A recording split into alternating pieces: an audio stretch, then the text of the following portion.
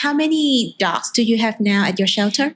We did 2 adoptions yesterday. So we are down to 33 now. 33. Yeah. So after you get the call, you come and negotiate with the owner or the one that's, restraining them. Yep. And then you take them to the shelter. Then what's next? We follow very strict protocols. Okay. So no animal can come directly inside the shelter without first going to the vet clinic. Okay. So we nearly always have puppies at the shelter who it takes usually 2 months for them to be fully vaccinated.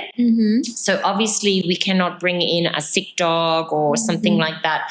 So every dog has to go to the vet clinic first. At the vet clinic, they receive a health check for viruses. They also, if they are wounded or something like that, they get treatment for that. So before any dog comes to the shelter, they have to have those tests done and they have to be negative, and they have to be sterilized. Yeah. So with so many dogs, if dogs are not sterilized, then this can create aggression situations and fights, etc.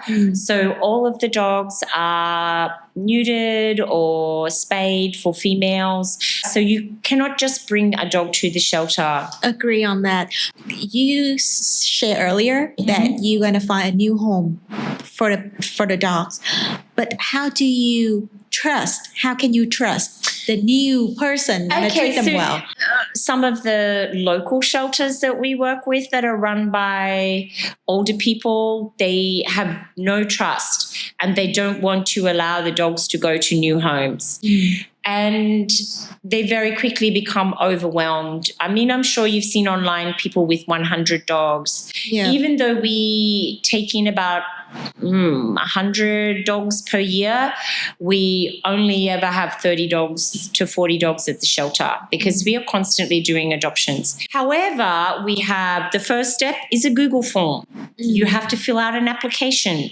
So we get everybody's details. Some people, we send them the application and we never hear from them again.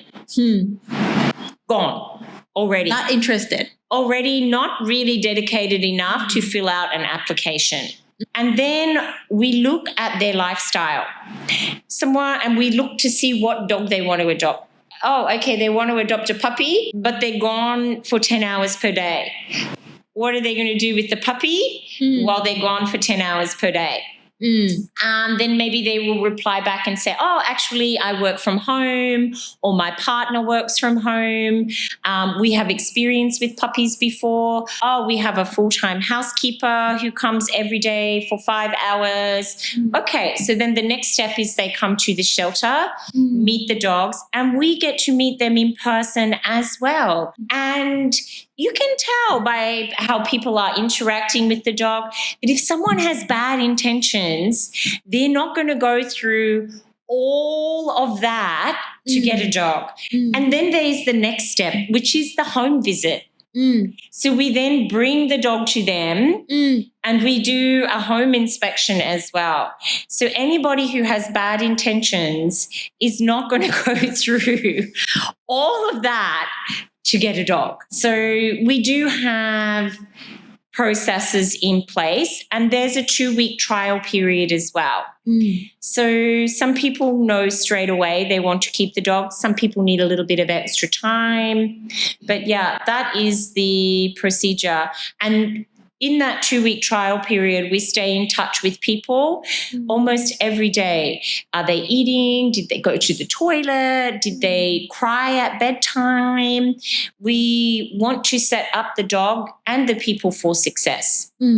That's great. Has you ever asked for the support from the government or the reinforcement here? The police, so dogs are considered agricultural animals. They are not they are held in the same legal standing as goats, pigs, cows, sheep, those animals. They are not considered a sentient being or a domesticated animal. So the only laws that you have regarding dogs is that they must be killed humanely. And this law actually came about because of the Australian government. The Australian government was sending live cattle to Vietnam, and a video got out of those Brutal. not being killed correctly, if there is such a thing as killing an animal correctly. So the government refused to send any more live animals to Vietnam until they brought in laws about how to kill an animal humanely. And dogs were put into that category as well. So one of the main focuses of our organization is have a law that is separate for domesticated animals and has specific abuse guidelines that people need to follow if they are owning an animal. To be fair, the Vietnamese government has much bigger issues than a bunch of dogs on the street. Vietnam is still a developing country. So sometimes people say to me, oh, don't you get angry with the government? I'm like, no, because they have schools, hospitals, road infrastructure. In the 18 years that I have been here, I've seen them build new bridges, build the light rail system, build new roads. You know, even in Thao Dien, there was La Van Changing Minh. every day. La Van Minh Street which is one of the most expensive streets in Thao Dien, used to be a dirt road with no gutters. That's right. So Nguyen Van Hung, which is now 4 lanes and 60 kilometers per hour, was like what we say is a goat track. So they have bigger priorities for the people of Vietnam. And that's one of the reasons why we have an education program and go to schools. Yeah. Because sometimes the teachers at the school, especially the Vietnamese teachers, they say, why do you do this? Like, it must take so much of your time. And I always say, maybe one of the children here in the audience today will become the next Prime Minister of Vietnam. Who knows? And maybe they will remember the white lady that brought Mr. Donny in the wheelchair, and they will make new laws about animal welfare. Yeah. And we also think that Beam and Paws, we are here to have the podcast because we believe that if we cannot do something about the laws, we can change the people behavior at first. In 18 years, I have seen huge changes. Yeah.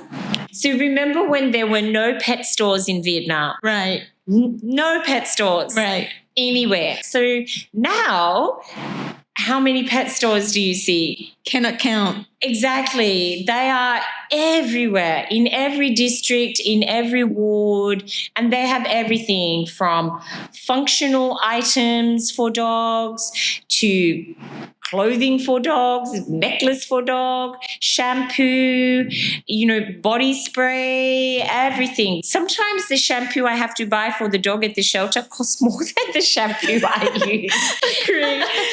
But they need that. Some of them, when they come in with like bad skin issues and things like that. But actually the most effective shampoo for skin issues in Vietnam for dogs is good old-fashioned Snow Clear. You know, the one that your uncle and grandpa use for the dandruff? This one is also very effective for the dog and just costs 40,000, 45,000 VND. But huge differences, not just all the pet stores, but vets. So when I first came to Vietnam and I was talking to, meeting Vietnamese people, most people in Vietnam, if they became a vet, it was because they wanted to work for the big pharmaceutical companies that operated in Vietnam.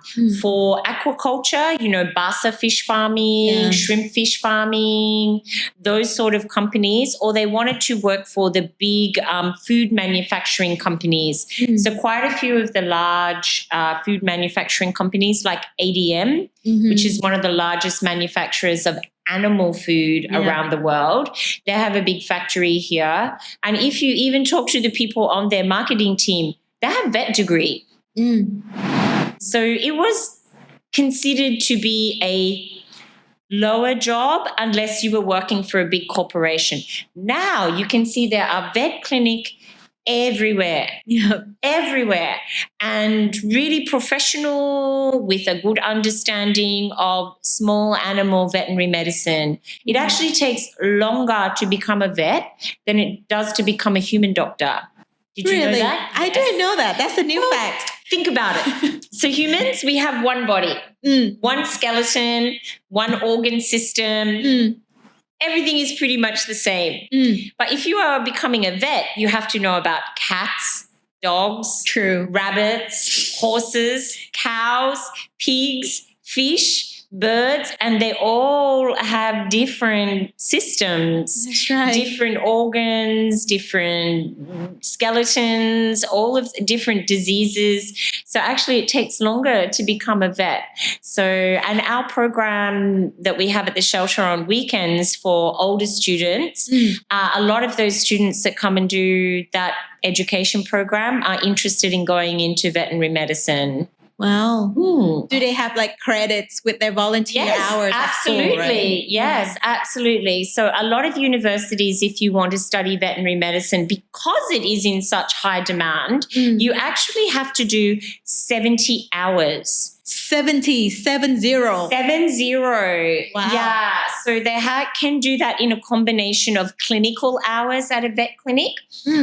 And also some hours with an organization like ours. Because with veterinary medicine, they have to know that they are also okay to do the dirty stuff as well. True. There's a lot of pee, there's a lot of poop. They have to also understand how to hold dogs. So, sometimes dogs come in and you have to hold on to them and shave them before you can check something on their body.